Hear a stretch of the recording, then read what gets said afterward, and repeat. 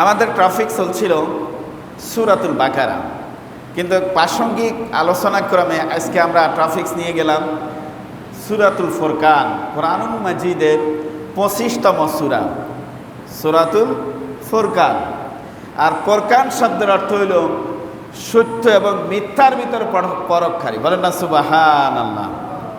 কোরআনের নাম কোরআন। কোরআন শব্দের অর্থ হইল পঠিত, যেটা পাঠ করা হয়েছে।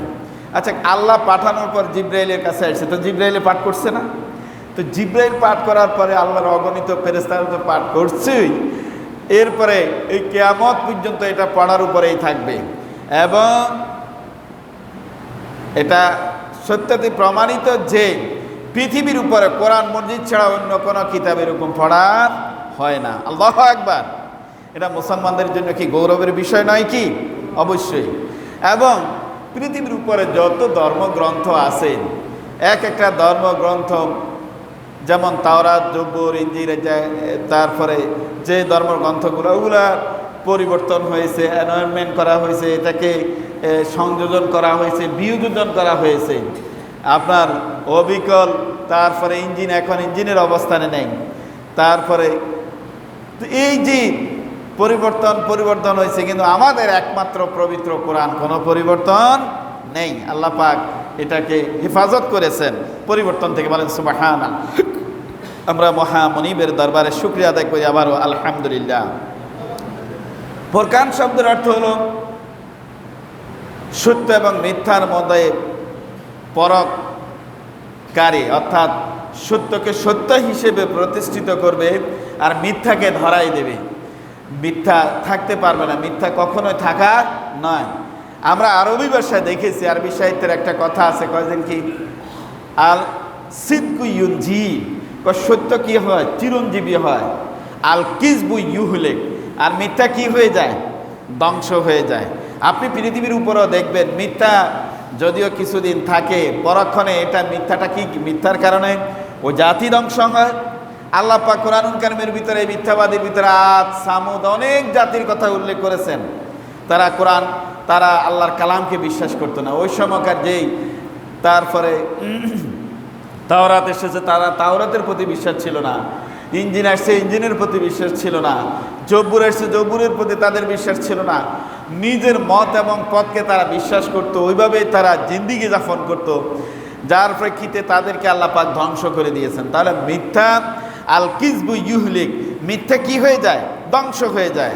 আর সিদকু ইউনজি, সত্য প্রতিষ্ঠিত হয়, চিরঞ্জীবী হয়, স্থায়িত্বের প্রতীক হিসেবে টিকে থাকে। বলেন সুবহানাল্লাহ।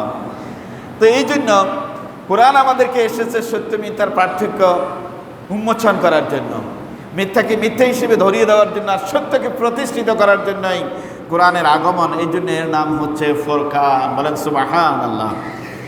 এই পবিত্রতম সূরার আয়াত সংখ্যা হচ্ছে ৭৭, রুকুটা হচ্ছে ৬।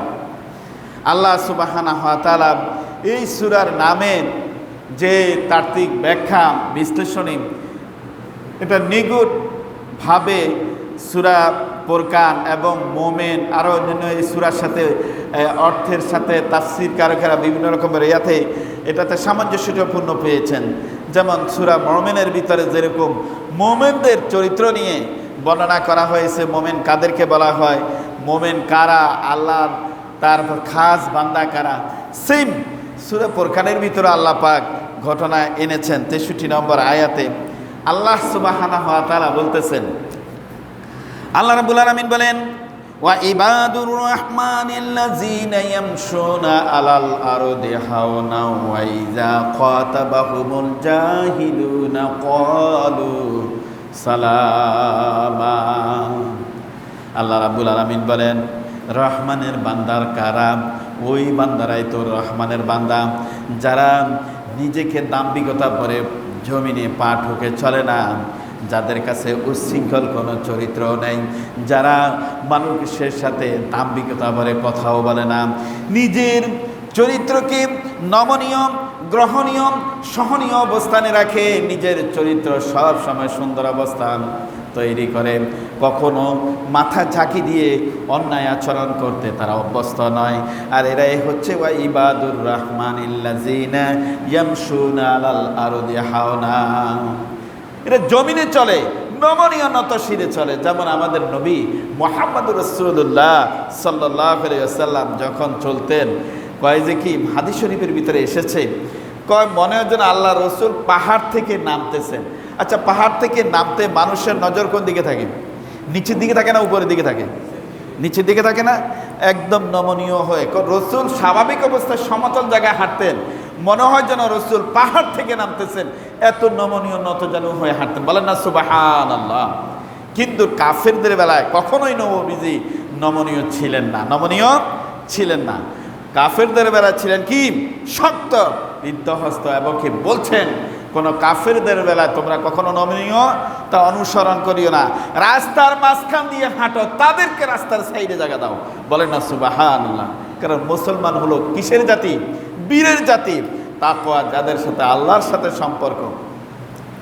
আল্লাহ রাব্বুল আলামিন মুমিনদের ঘটনা বর্ণনা করতে গিয়ে বলছেন, সূরা মুমিনের ভিতরে, কোরআনুল কারীমের ভিতরে একটা সূরা রয়েছে, সূরার নাম হচ্ছে মুমিন। আমাদের জাগতিক জীবনে আমাদের মধ্যকার কেউ যদি বলে এই ব্যক্তিটা মুমিন, সে স্বাচ্ছন্দ্য বোধ করে, কলিজাটা আনন্দে ভরে ওঠে। কারণ মুমিন এটা চারটিখানি কথা নয়, মুমিন এটা অর্জন করে নিতে হয়, এটা কেউ টাইটেল দেওয়ার মতো না। মুমিনের চরিত্র হয় দৃষ্টান্তমূলক, তারা এইভাবে সমাজে চলে, তাদের আচরণে কখনো মানুষ কষ্ট পায় না, তাদের লেনদেনে কখনো মানুষ কষ্ট পায় না, তাদের কথায় কখনো মানুষ কষ্ট পায় না, তারা সব সময় নমনীয় থাকে। এই জন্য আল্লাহ রাব্বুল আলামিন বলেন ক্বাদ আফলাহাল মুমিনুন, মুমিনেরাই হলো সবচেয়ে কৃতকার্য, তারাই হলো সাফল্যের স্বর্ণ শিখরে আরোহণ করে। কারা? মুমিনেরা।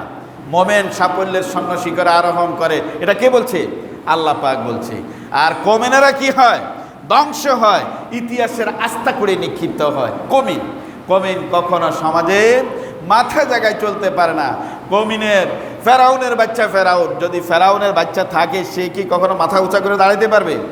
এইভাবে দুষ্কৃতিকারী অন্যায়কারী আপনার আমার সমাজে যারা শিকড় গজাই আছে, তাদেরকে মানুষ অন্তরের থেকে ভালো পায়?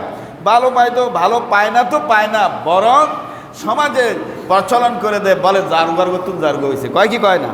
কয় এতের বাপ এক জারুগা ছিল, আমাদেরকে কষ্ট দিছি, আর এই জারুগার গতুন আরেক জারগো হয়েছে, এত আমাদেরকে কি করে? কষ্ট দেয়। আবার মাল সামানা চুরি করে নিয়ে যায়, মিথ্যে কথা বলে, মানুষের তারকে বিবাদ লড়াই দেয়, মানুষের সাথে পেতনায় জড়াই দেয়। আল পেতনা তো আসাদু মিনাল জেনা, জেনার চেয়েও ভয়াবহ হলো পেতনা। একে অপরে ঝগড়াঝাটিতে লিপ্ত করে দেয়, মানুষের ক্ষতি করে, মানুষের ভালো দেখতে পারে না, মানুষের ন্যায় এবং ইনসাফ ভিত্তিক জিন্দেগি যাপনে সে বিশাল একটা বাধা তৈরি করে, বিশাল প্রাচীর গড়ে তোলে। সুতরাং তাকে কেউ দেখতে পায় না। আল্লাহ রাব্বুল আলামিন বলেন, দেখো আমার মুমিনদের চরিত্র কেমন।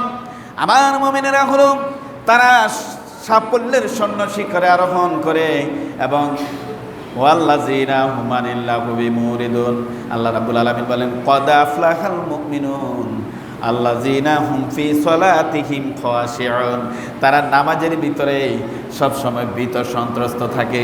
আমি নামাজ পড়ব, নামাজের ভিতরে আমার উৎফুল্লতা, নামাজের ভিতরে আমার স্বাচ্ছন্দ্যতা তো তখনই আসবে যদি আমার নামাজটার মেসেজটা যদি আমার আসে যে আল্লাহর পক্ষ থেকে মেসেজ এসেছে, আমার নামাজ কবুল হয়েছে, এটা শুনলেই তো আমি খুশি হব। কিন্তু এই মেসেজটা কি আমরা পাই না? নামাজ পড়ি, মুমিনেরা সবসময় ভীত সন্ত্রস্ত অবস্থায় নামাজ পড়ে। কি কয়? আল্লাহ কইতেছে কেন? আল্লাহ আই যে তোমার সেজদা দিয়ে, আল্লাহ তুমি আমার সেজদান কি করো? কবুল করো। তাই যে ব্যক্তি এরকম আকুতি করে সে কখনো গর্ব করতে পারে? তার ভিতরে কখনো দাম্ভিকতা আসবে?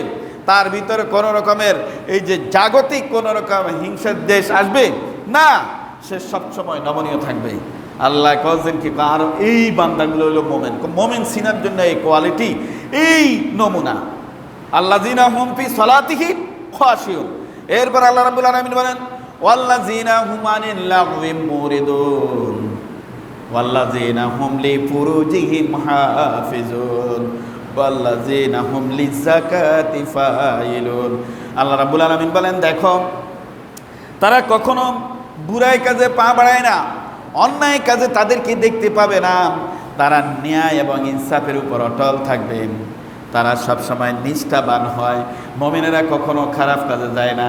আপনি একজন নামাজি নামাজ পড়ে যখন নামাজের বাইরে গেল, যাই যখন একটা সিগারেট ধরা অথবা একটা বিড়ি ধরাইল, আপনি একজন সাধারণ মানুষও এই প্রশ্ন করবে বিবেকের, এই না একটু আগে নামাজ পড়ছিল আর এখন সেই এই বিড়ি খাচ্ছে বা সিগারেট খাচ্ছে। এই যে দেখেন সমাজের সিগারেট খাওয়া সংবিধিবদ্ধ সতর্কীকরণ, এটা ধূমপান স্বাস্থ্যের জন্য কি খুবই ক্ষতিকর, একটা ক্ষতিকর। সেই ক্ষতিটা নিজেরও করে এবং অন্যেরও করে। ধূমপান তার ধোঁয়াটা অন্যের নাকে গেলে ক্ষতি হবে কি হবে না? হবে। কাঁচা পেঁয়াজ খেয়ে মসজিদে ঢুকা মাকরুহ, আর এই যে বিড়ি খেয়ে সিগারেট খেয়ে মসজিদে ঢুকা কি তারপরে হবে মুস্তাহাব হবে? সে কাঁচা পেঁয়াজের থেকেও তো জঘন্যতম দুর্গন্ধ না? তাহলে মোমেন যদি আপনি হইতে হয়, এই ধরনের খারাপ কাজগুলো থেকে আপনি কি থাকতে হবে? পরেজ থাকতে হবে। মসজিদে নামাজ পড়বেন নতজানু হয়, আর ঘরে যায় আপনি স্ত্রীর সাথে বাঘের মতো আচরণ করেন, এটাকে মোমেনের চরিত্র না। মোমেন মসজিদে যেরকম নমনীয়, ঘরে যাওয়ার পর স্ত্রীর সাথে তার সাথে নমনীয় আচরণ হবে। আমার রসুল বলছে, যার পরিবারের কাছে যে স্বামীটা ভালো, সে আমি রসুলের কাছেও ভালো। বলেন না সুবহানাল্লাহ? এটা কত বড় কথা নয় যে নিজের স্ত্রী যদি আপনাকে ভোট দেয়, হ্যাঁ অবশ্যই আমার স্বামী একজন গ্রহণযোগ্য ব্যক্তি, তাহলে আল্লাহ রসুল বলছে ওই পরিবারের হিসেবে আমি রসুলও তাকে আমি গ্রহণযোগ্য হিসেবে মনে করব। কারণ স্ত্রী জানে স্বামীর ইনসাইড আর আউটসাইড, স্বামীর ভিতরের খবর আর বাইরের খবর কে জানে? স্ত্রী জানে। আর স্ত্রী যদি জানে যে হ্যাঁ তার ভিতরেরও কোনো রকমের মিথ্যা পছন্দ করে না, সগলখড়ি পছন্দ করে না, হারাম জিনিসে বক্ষণ খায় না এবং খাওয়াইতেও দেয় না, সেই ব্যবসা করুক চাকরি হোক, তার অবস্থানে থেকে সে হালালের উপর অটল থাকে, সে হারাম পছন্দ করে না, এগুলো কে জানে? স্ত্রী জানবে। কারণ সে চাকরি করে, ওখানে ঘুষ দুর্নীতি চলে, তারপরে ডয়ারের পেছন দিয়ে টাকা দেওয়া চলে, এটা জানে। কিন্তু সে আসে স্ত্রীকে বলে, দেখো তোমাদেরকে আমি যে টাকা দিই, যদিও তোমাদের সাময়িক কষ্ট হয়, এটাতে কিন্তু রহমত এবং বরকত আছে। জানো আমি যদি ঘুষ দুর্নীতি করি, তোমরা অট্টালিকায় থাকতে পারবে কিন্তু শান্তি পাবে না। আমি ঘুষের টাকা আমি গ্রহণও করি না, এটা হারাম হিসেবে আমি এর থেকে দূরে থাকি। তাহলে স্ত্রী তার ভিতরের খবর জানলো কিনা? জেনেছে।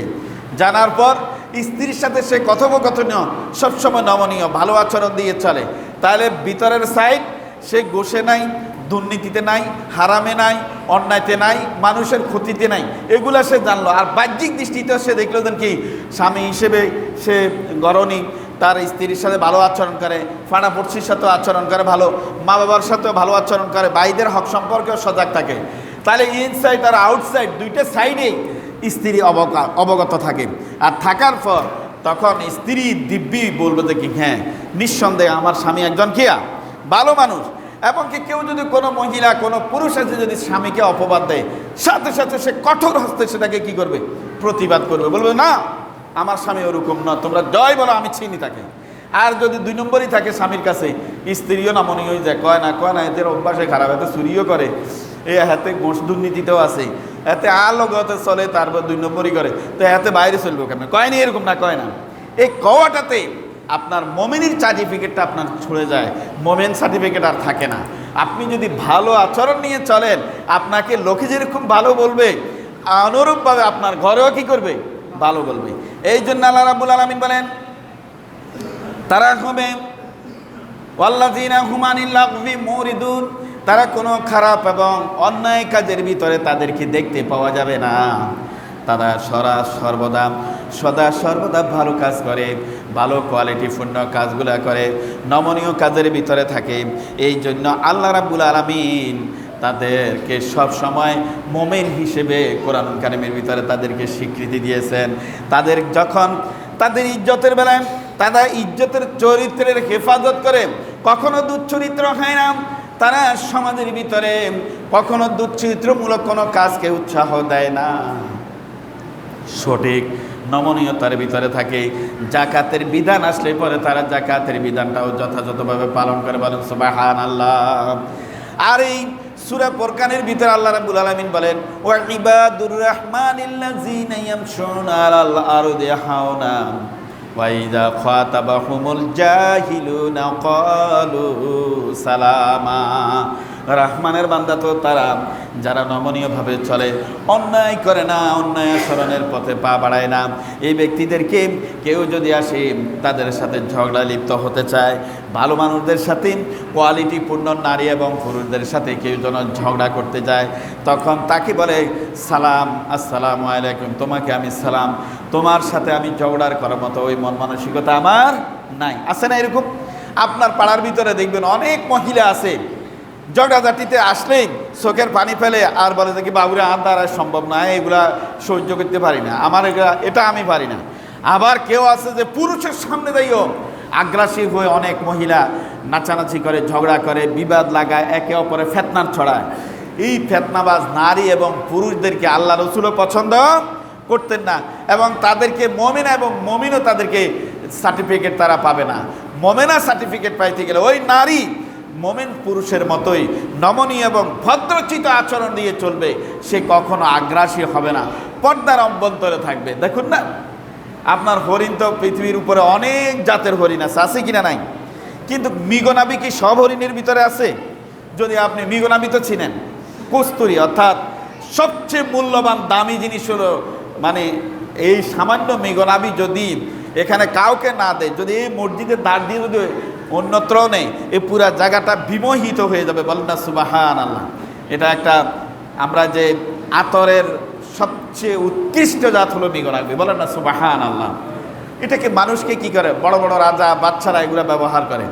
তো এই মৃগনাভি জন্মে হরিণের নাভির ভিতরে, আর এই হরিণটা সচরাচর এদেরকে দেখতে পাওয়া যায় না, এরা জঙ্গলের ভিতরে থাকে, এদের জাত ভিন্ন, এদের আচরণও ভিন্ন, বলেন না সুবহানাল্লাহ। তাহলে মৃগনাভি হইতে গেলে আপনার এই খালিদ বিন ওয়ালিদের মতো আর সবাই না, যারা পর্দায় থাকে, যাদের আচরণ নমনীয়, যারা উৎকৃষ্ট আচরণ নিয়ে চলে, তাদের ঘর থেকে হয় ওমরে সানি, তাদের ঘর থেকে হয় খালিদ বিন ওয়ালিদ, তাদের ঘর থেকে হয় আনাস বিন মালিক, তাদের ঘর থেকে হয় আবু বকর। আপনি যেহেতু যে কেউ তো এই ধরনের ছেলেদের অধিকারী হতেই পারে কি পারে না? পারে না। তাহলে পারতে গেলে মারাও সহনশীল হইতে হয়, পর্দানশীল থাকতে হয়। যে মা পর্দানশীল, নামাজি, দিনদার, ফরজগার, মোত্তাকিনী, ওই ঘর থেকে যে সন্তান আসবে সে সন্তান কখনো কুলাঙ্গার হবে না, তারপরে কানা বাচ্চা হবে না, সেই সন্তান কখনো চাঁদাবাজ, তারপরে ল্যাংটা, নেগেটিভ কোনো রকমের চরিত্র সেই হবে না, উৎকৃষ্ট চরিত্রের অধিকারী হবে। এই জন্য আল্লাহ রাব্বুল আলামিন বলেন, যখন তাদের সামনে কথা বলা হয়, কেউ যদি বাঘ বিতণ্ডা ঝগড়া মুখোমুখি হয়ে যদি কথা বলতে আসে, ওই নমনীয় আমার ওই বান্দাগুলা বলে সালাম, আমি তোমার সাথে ঝগড়ে যাওয়ার মতো কোনো রকমের পরিস্থিতি নাই। বলেন সুবহানাল্লাহ, আল্লাহু আকবার। আল্লাহ রাব্বুল আলামিন বলে, ওয়াল্লাযিনা ইয়াবিতুনা লিরাব্বিহিম সুজদান ওয়া কিয়ামা, তাদের আরেকটা চরিত্র হচ্ছে ওই মুমিনেরাই রাত্রির অন্ধকারে এবং দিনের আলোতে তারা সেজদায় লুটায় পড়ে। রাত্রে সবাই ঘুমাই যায়, কিন্তু আমার মুমিন বান্দারা ঘুমায় না, রাতের এই ঘুমের অবসরে উঠে সেই সেজদার ভিতরে পড়ে যায়, রুকুতে ঝুঁকে পড়ে, চোখের পানি ফেলতে থাকে। এরাই হচ্ছে আমার রহমানি বান্দা, এরা কখনো ঝগড়ায় লিপ্ত হয় না। তাদের আচরণ দেখলে, তাদের কথা দেখলেই পরে মানুষ বিমোহিত হয়ে যায়, তাদের আচরণে মানুষ আশ্চর্য হয়ে যায়। কিন্তু আজকাল সমাজে আমাদের এমন আচরণ, এমন বিধি দেখা যায় যা কিনা আমরা সত্যকে সত্য বলতে নারাজ, আর মিথ্যাকে মিথ্যা হিসেবে স্বীকৃতি দিতেও নারাজ। এরকম আছে কিনা? না নাই? আল্লাহু আকবার।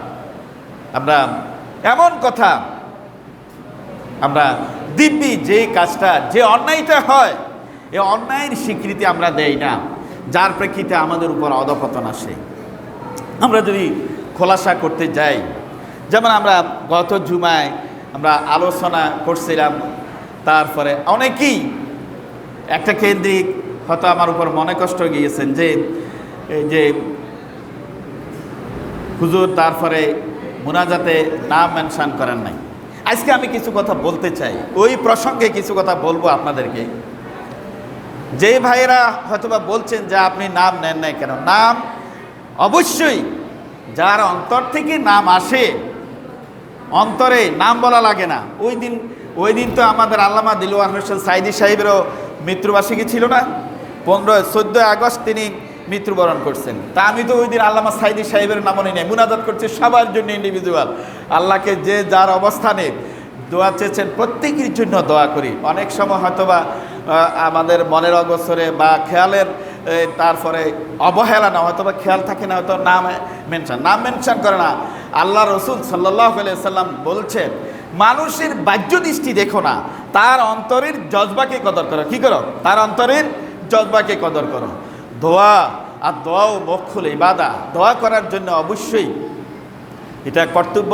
এবং যিনি দোয়া পাবেন অন্তরের থেকেই দোয়া পেয়ে যাবেন। মোনাজাতে তো বলা হয় হবেই, কিন্তু দোয়ার কাজ করলে পরে অটোমেটিক্যালি সে দোয়া পেয়ে যাবে। আসুন আজকে আমরা কিছু কথা বলি সেই প্রসঙ্গে। আমাদের বাংলাদেশে মেজর যে দুইটা দল, একটা হচ্ছে বাংলাদেশ ন্যাশনাল পার্টি লিডারের, আর একটা হচ্ছে বাংলাদেশ আওয়ামী লীগ লিডারের। দুইটা দলের দুইটা লিডারের চরিত্র নিয়ে আমরা হয়তো কিছু কথা বলবো, খোলাসা করব। এখানে থাকতে পারে একটা মসজিদে, থাকতে পারে আওয়ামী লীগ, থাকতে পারে বিএনপি, থাকতে পারে জাতীয় পার্টি, থাকতে পারে বাংলাদেশ জামাত ইসলামী, থাকতে পারে ইসলামী শাসনতন্ত্র, থাকতে পারে ইসলামী ঐক্যজোট, থাকতে পারে খিলাফত মসজিদ, থাকতে পারে তরিকত ফেডারেশন, থাকতে পারে বিএনএনসিসি, থাকতে পারে এনএনসিপি। এইভাবে অনেক জাতি গোষ্ঠী, অনেক মতভেদের মাধ্যমেই তারপরে মানুষ সমাজ গড়ে উঠে। অনেক দল, অনেক মত থাকে, কিন্তু আপনি একটা দল করেন সেটা ঘৃণার পাত্র নয়। করেন ঠিক আছে, তবে দল যদি খারাপ হয়, দলের আদর্শ যদি খারাপ হয়, আপনি সেই দল থেকে দেখে শুনে যদি সেই দলকে যদি আপনি আঁকড়ে ধরেন, সে দলের সৈনিক হিসেবে পরিচিত দেন, এর চেয়ে ঘৃণার কাজ আর হতেই পারে না। একটা লোক খারাপ কাজ করে, আপনি সে কাজ সে পক্ষাবলম্বন করে যদি সেই পক্ষে লাইটটা একটু দিয়ে দেন, যদি সে পক্ষাবলম্বন করেন লাইট, সেই পক্ষাবলম্বন যদি আপনি করেন খারাপ কাজ, সমাজের যে দুষ্কৃতি, যে দুর্গন্ধ ছড়ায়, তার পক্ষে যদি আপনি সাপোর্ট করেন, অবশ্যই সেটার জন্য আপনি ময়দানে মাহশরে দায়ী থাকবেন।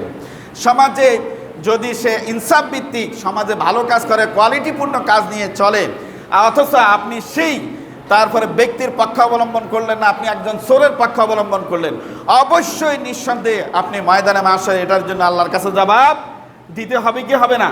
হবে। আপনাকে জিজ্ঞেস করা হবে যে তুমি কার পক্ষপাতিত্বে ছিলা, তার সাথে তোমার হাসর নাসর হবে। বলে না, নাউযুবিল্লাহ। দেখুন, স্বাধীনতার পর থেকেই বাংলাদেশে এরশাদের ক্ষমতা ছিল, তারপরে সে 9 বছর কী ছিল ক্ষমতায় ছিল। এরপরে জিয়াউর রহমান এসেছে, এরপরে তত্ত্বাবধায়ক সরকার বা বিভিন্ন রকমের প্রেক্ষাপটে অনেকজন ছিল, এরপরে এসেছে তারপরে যৌথ শাসন বিএনপি এবং জামাতের, এরপরে এসেছে আওয়ামী লীগ। এই বিগত 17 বছর, আমরা গত 17 বছর আর এর আগের বছরগুলোতে যদি আমরা গঠনমূলক তুলনা করি, বিএনপি যখন ক্ষমতার মসনদে ছিল, আমি যতটুকুন পেয়েছি, আমি জাতীয় পার্টির ক্ষমতাটা আমি তেমন একটা দেখি নাই, তবে আমরা 4D বিভিন্ন ইতিহাস থেকে যতটুকুন জানি। তবে ইতিহাসকে পূর্ণাঙ্গ নির্ভরযোগ্য ধরা যাবে না, কারণ আমাদের দেশে না, তাম বিশ্বের ইতিহাসবিদেরা মেজরিটি হইল নাস্তিক থেকে উঠে আসা, নাস্তিকতার পথ থেকে কি উঠে আসা। সহি সত্য বচন যারা বলবে, আপনার একটা বই আছে চেপে রাখা ইতিহাস, ইতিহাসকে চেপে রাখা, এই বইটা পড়লে অনেকেই বুঝতে পারবেন যে আমাদের সঠিক ইতিহাসগুলা অনেকেই সেটাকে কি করেছে, ঢাকা দিয়ে ফেলেছে। জিয়াউর রহমানের শাসন ক্ষমতা নিয়ে কারো দ্বিমত থাকার কথা না, যতটুকু আমরা পড়েছি বা দেখেছি। এবং সে যখন মারা যায়, জানা যায় যেভাবে আমরা সিনগুলো এখনও দেখি, হাজার লাখো লাখো মানুষ চোখের পানিতে কি করছে, নিজের বুক বাসাইছে। কেন? সে জাতির জন্য, দেশের জন্য এই খাল খনন প্রক্রিয়া, দেশের প্রজেক্ট মানে এই ফসলাদি উৎপন্নের জন্য যে মক্ষম যে একটা ভূমিকা, এটা নিঃসন্দেহে জিয়াউর রহমানের থেকে এসেছে। এই শাসক ছিল। এবং কি এই যে মানুষকে বিদেশে পাঠানোর যে একটা প্রক্রিয়াকরণ, এটাও জিয়াউর রহমান থাকাকালীনে সে এটা করেছে। যাই হোক, আমাদের দেশের শাসক যে যারা দেশের স্বার্থে কাজ করে, যারা দেশের জন্য নিবেদিত প্রাণ হয়, আমাদের প্রতিবেশী রাষ্ট্র সেই শাসককে বেশি দিন থাকতে দেয় না, টেকসই হতে দেয় না, তাদেরকে মেরে ফেলে। আমি যে কথাগুলো বলছি, আমিও হয়তো বা যদিও স্বাধীনের পর যেহেতু আমার জন্ম হইল স্বাধীনের পরে, তো আমি কি করি এটার বিস্তারিত ব্যাখ্যা জানবো। কিন্তু এখানে বয়োবৃদ্ধ অনেকে আছেন যারা তারপরে ইতিহাসের জ্বলন্ত সাক্ষী আছেন না অনেকে আছেন। এরপরে আসেন, জোর ক্ষমতায় থাকাকালীনও আলেমদের উপর অত্যাচার হয় নাই, আলেমদেরকে কারারুদ্ধ করে নাই, বিনা অপরাধে আলেমদেরকে ফাঁসি দেওয়া হয় নাই, মানুষদেরকে নির্বিচারে হত্যার কোনো ষড়যন্ত্র তারা করে নাই, এবং প্রতিবেশী রাষ্ট্রকে নিজের দেশের ঐতিহ্য ইতিকে জলাঞ্জলি দিয়ে কখনো বিদেশিদের সাথে আতাত করে নাই, প্রতিবেশী রাষ্ট্রের সাথে কোনো আতাত করা হয় নাই। এতে প্রতীয়মান হয় যারা তখন ছিলেন অবশ্যই তারা দেশের জন্য নিবেদিত ছিলেন, তারা দেশের জন্যই তারপরে আন্তরিক ছিল। এই আন্তরিকতার কারণে তারা কখনো বহির্বিশ্বের কাছে নিজের স্বার্থকে বিকিয়ে দেন নাই। এরপর আসেন বিগত 17 বছর যে পেসিস্ট যে বিদায় নিয়েছে, আসুন আমরা যদি সেই গঠনমূলক যদি আলোচনা করি, আপনারা আমার ইয়ং জেনারেশনও দেখতে পাবে। প্রথম কথা আসুক, যদি আমরা নির্বাচন কেন্দ্রিক যদি কথাগুলোকে আমরা যদি অ্যানালাইসিস করি, কেউ কি ভোটের অধিকার ছিল? কোনো অধিকার ছিল না, নির্বিচারে ভোটের অধিকারকে হরণ করা হয়েছে। এরপরে আসেন, আমাদের দেশের একটা সেনা অফিসার গড়ে তুলতে মাথার ঘাম পায়ে ফেলা হয়, কারণ বহির্বিশ্ব বা প্রতিবেশী রাষ্ট্রদের শত্রু রাষ্ট্রদের মোকাবিলা করার জন্য একজন নিখুঁত, একজন ভালো দেশপ্রেমিক সেনা শাসক গড়ে তোলা বড়ই কষ্টকর। এর ভিতরে একটা যুদ্ধে যতজন না সেনা অফিসার নিহত হয়, তার চেয়ে আওয়ামী লীগ শাসন ক্ষমতা বলে আমাদের 73 জন, 69 যদিও বলে, এরপরে 73 জন সেনা অফিসার বাকি বিডিআর এই যে কিনা কয় এবং কি আর্মির ইন্টেলিজেন্সের ভিতরে যারা সদস্যগুলা নিরপরাধ, তাদেরকে কারারুদ্ধ করা হয়েছে, অনেককে গুম করা হয়েছে যারা সত্য কথা বলতে চেয়েছিল। তাহলে এইরকম সবচেয়ে দেশের অবকাঠামোকে ভেঙ্গে চুরমার করে যারা দিয়েছে, তাদেরকে কি আপনি ভালোবাসতে পারেন? কখনো তাদের পক্ষ অবলম্বন করা যায় না। যদি আপনার কাছে ইমানি শক্তি থাকে, যদি আপনি একজন পরেজগার মোত্তাকি হন, কখনো আপনি দেশের স্বার্থকে যারা বিকিয়ে দেয়, দেশের অবকাঠামোকে যারা ধ্বংস করে, তাদের সাথে আপনার আতাত হতে পারে না। সুতরাং এই আতাত যারা করেন তারা অন্তত পক্ষে দুঃখ প্রকাশ করে আল্লাহর কাছে পানা চাওয়া উচিত যে আমার ভুল পথে ছিলাম। দ্বিতীয়ত আসেন, এই বিগত 17 বছরের ভিতরে এমন শাপলা চত্বরের নিরপরাধ লোকগুলা, তারা দাবি থাকতেই পারে একটা সরকারের কাছে জনগণ দাবি করবে, কিন্তু দাবি করার পর আপনি নির্বিচারে রাতের অন্ধকারে তাদেরকে হত্যা করার কোনো সুযোগ নাই, এটা করতে পারে না একজন শাসক। সেই হিসেবে এই নিরপরাধ তাহাজ্জুদ গুজার হুজুরদেরকে নিরপরাধে তাদেরকে ব্রাশ ফায়ার করে মারা হয়েছিল না? তাহলে যদি যারা মারে, আপনি যদি ওই দলের অনুসারী হন, দুঃখ প্রকাশ করা উচিত, আল্লাহ আমাকে ক্ষমা করো, আমার ভুল ছিল, এমন জাতিগোষ্ঠীকে আমি সমর্থন করলাম যাদের দ্বারা ইসলামের অঙ্কুরে বিনাশ করে, যারা মুসলমানদেরকে নির্বিচারে হত্যা করে। এরপর আসেন, আলেমদেরকে যেভাবে নির্বিচারে বিনা অপরাধে রশিদে ঝুলিয়েছে, আন্তর্জাতিক ট্রাইব্যুনাল বর্তমান প্রমাণ করে যে এরা নিরপরাধ ছিল, এদের কোনো ত্রুটি ছিল না। যুদ্ধ অপরাধ, তামাম বিশ্বের ভিতরে যুদ্ধ অপরাধ আছে, কেউ যুদ্ধের পক্ষে থাকে, কেউ বিপক্ষে থাকে। এ পক্ষে থাকা এবং বিপক্ষে থাকা ইতিহাসবিদেরা প্রমাণ করে দুইটাই রাইট, কারণ যে যেটা বুঝেছে সেটার উপর সে কী করছে, পক্ষ অবলম্বন করেছে। এখন যেই বিপক্ষে থাকলো সে তো আর পাকিস্তানদের পক্ষে যাই যুদ্ধ করে নাই, করেছে? যারা পাকিস্তান পিরিয়ডে বাংলাদেশ এবং পাকিস্তান ৭১ যে যুদ্ধ হয়েছে, যারা বিপক্ষে ছিল তারা তো পাকিস্তানিদের সাথে যুদ্ধ করে নাই, তারা বিপক্ষে ছিল, তারা এটাকে বলছে যে কি আমাদের ভাই ভাই ভাগ করা ঠিক হচ্ছে না, হয়তোবা দ্বিমত পোষণ করছে। এই দ্বিমত পোষণ করা ব্যক্তিদেরকে আপনি নির্বিচারে হত্যা করা, এরপরে বাকি যে লোকগুলা ছিল তার ওই ব্যক্তির মেয়ে কেন্দ্রিক তাদেরকে ফাঁসিতে ঝুলানো, নিতান্তই এটা অপরাধ নয় কি? যদি অপরাধ, এই অপরাধগুলা সত্যকে উন্মোচন করা, আপনার আমার যদি আমাদের কোনো ভাই যদি মনে করি যে তাদের পক্ষে ছিলাম, তাহলে তওবা করার দরকার, আল্লাহ আমাদেরকে ক্ষমা করো, এমন ব্যক্তিদের পক্ষ অবলম্বন করা অবশ্যই আমাদের উচিত নয়। দ্বিতীয়ত হচ্ছে, অ্যাট লাস্ট আরও অনেক ঘটনা প্রবাহ রয়েছে যেটা ইতিহাসের জ্বলন্ত সাক্ষী আপনারা। সর্বশেষ যে ২৪শে আন্দোলনে ছোট ছোট কচি কাছারা যেভাবে নেমেছে, এদেরকে সরকারি হিসাব মোতাবেক ২০০০, কিন্তু ওই সময় একটা লোক হত্যার শিকার হয়েছে, তাদেরকে বুলেটে জাজরা করে দেওয়া হয়েছে, কিন্তু রাত্রের অন্ধকারে তাকে মাটি চাপা দেওয়ার জন্য আবার পুলিশ এবং এনএসআই তাদেরকে চাপ সৃষ্টি করেছে, গার্ডিয়ানদেরকে কান্নার জন্য দেয় নাই। শহীদ পরিবারের মায়েরা আকুতি জানায় যে আমার বাচ্চাটাকে পান ভরে যে দেখবো, যে শেষ বেলায় তাকে বিদায় দেব, এই সুযোগটাও প্রশাসন আমাদেরকে দেয় নাই। আচ্ছা বলুন, দেশের স্বার্থে যাইয়া দেশের পক্ষে যে কোনো দাবি নিয়ে আন্দোলন করা এটা কি অনুচিত? কোনো কালেও নয়। যদি প্রজার পক্ষ থেকে যদি যে কোনো দাবি নিয়ে যদি সেটাকে যদি আন্দোলনের মুখ নেয়, তখন শাসক গোষ্ঠী সেটাকে সাদরে গ্রহণ করে, অর্থাৎ সেটাকে পরিবর্তন করা না, সর্বসাধারণকে বোঝানো যে হ্যাঁ এই দাবিটা মানলে পরে মানুষের ক্ষতি হবে, জনগণের ক্ষতি হবে, তোমাদেরই ক্ষতি হবে, এটা তোমরা বুঝতেছ না। আর যদি দাবিটা জনগণের অনুকূলে হয় তাহলে মেনে নেওয়া শাসকের উপর দায়িত্ব। কিন্তু নির্বিচারে গুলি করার জন্য অর্ডার দেওয়া এটা নিতান্তই জাহিল এবং জালিম এবং অত্যাচারী শাসকের জন্য হয়। আর অত্যাচারী শাসক গোষ্ঠী কখনো টেকসই হতে পারে না, তারা ধ্বংস এবং নিপতিত হয়ে যায়, ইতিহাসের কালো অধ্যায় তৈরি হয় এবং ইতিহাসেই তারা দাফন হয়। তো এইভাবে করে 2000-এর মতো শিশু এবং যুবকদেরকে হত্যা করা হয়েছে। এবং প্রায় বর্তমানে যে সমস্ত হসপিটালে ইনজুরি আছে আমরা যতটুকু জানি প্রায় 20,000-এর বেশি মানুষ ইনজুরিতে আছে। কারো চোখ চলে গেছে, কারো হৃৎপিণ্ডে এখনো বুলেট নিয়ে তারপরে আছে, কারো তারপরে পাও চলে গেছে, কারো হাত চলে গেছে, এভাবে ইনজুরি হয়েছে। কিন্তু দেশের শাসন করে দেশের মাটিতে থেকে আপনি দেশের মসনদে বসে বিদেশিদের সাথে আতাত করে বিদেশিদের স্বার্থকে আপনার দেশে তারপরে পঞ্জীভূত করবেন, এটা কখনো মোমেনের চরিত্র হতেই পারে না।